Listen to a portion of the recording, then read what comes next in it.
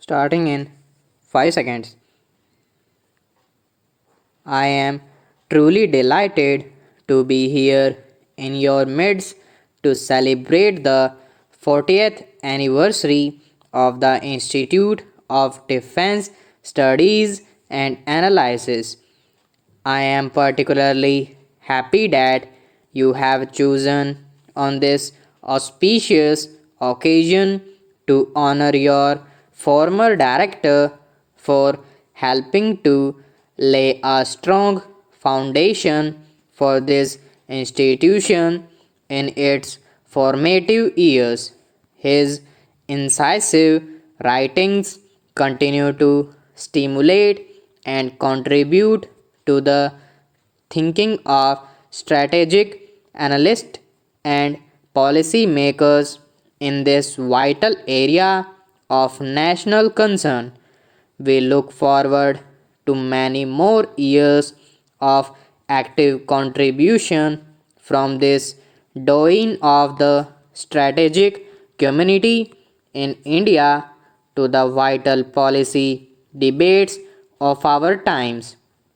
Over the years, he has pointed out in his writings the importance of making strategic choices that affect our national security and well being by careful weighing of cost and benefits without getting trapped in black and white views of the world, ignoring the shades in between in which the real world manifests itself.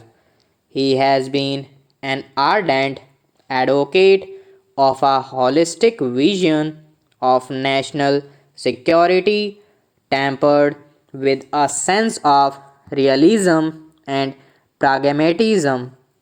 Let me therefore suggest that, in keeping with our known principle on the need for long term planning, we use this anniversary celebration to on strategic policy planning in journal and on IDSA's contributions to this process in particular.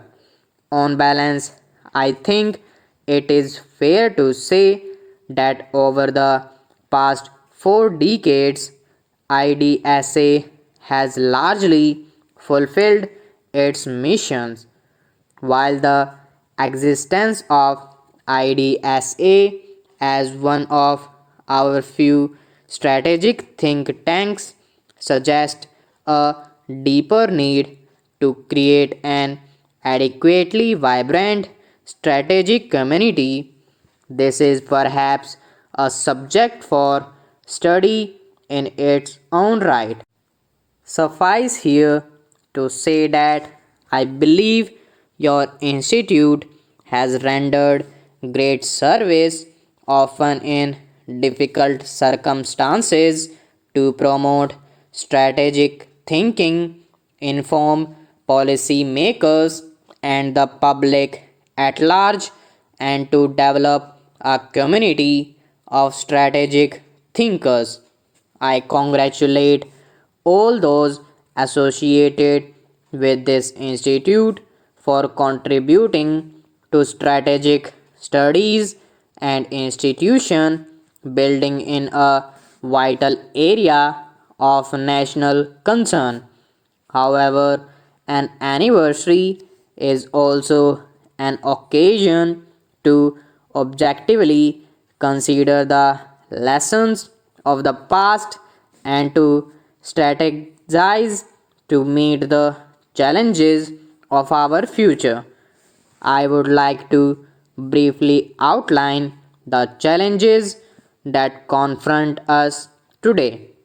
It is a truism that despite the progress humankind has recorded, war, disease, and ignorance, we can therefore draw no comfort from the trends that determine our future.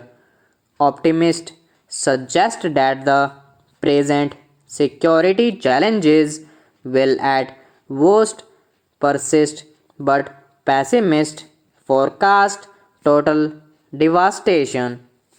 Pragmatists suggest that security problems will worsen over time but probably incremental. Personally, despite my own training in the dismal science of economics, I am inclined to be more optimistic than the optimist.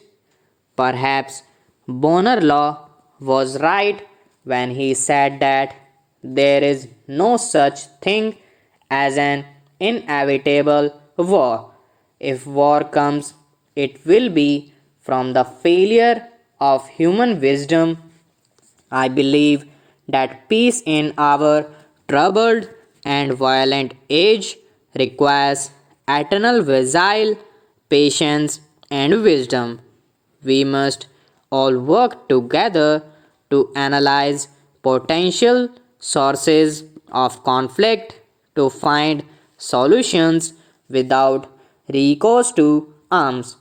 It is this that is the challenge before governments and humankind as a whole.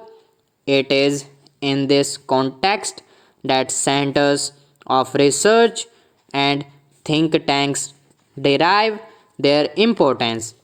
Policy making in most countries is often reactive. Governments are driven by deadlines and events, and once an event occurs, it is a bit late to plan for it.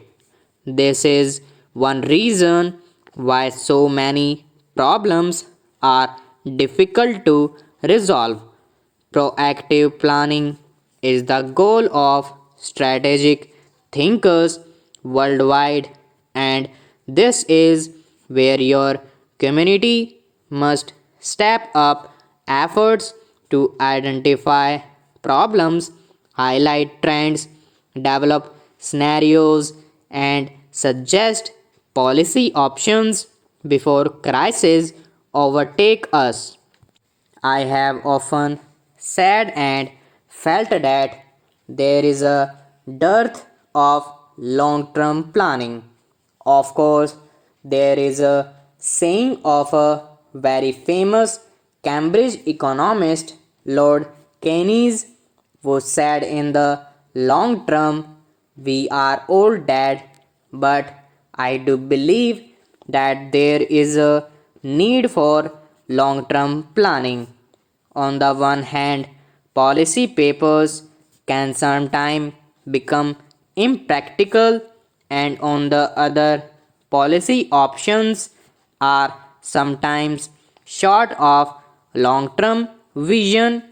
Our academia loses its sense of independence, and government begins to devalue inputs from outside its system.